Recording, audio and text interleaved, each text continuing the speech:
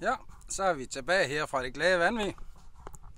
Jeg er så alene i dag, og nej, det er jo så ikke helt. Jeg har lige slotsfruen. Og så er der nogen, der siger, du må ikke drikke, når du sejler. Jo, det må jeg sgu. Det er sejlbåd. Så har jeg lavet en lille, frisk anordning, vi lige skal se i dag. Mig og min pagajkaj.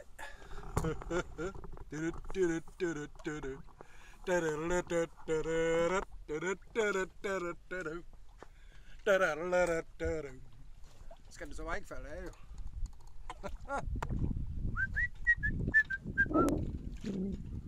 Ja. Meget smart, synes jeg.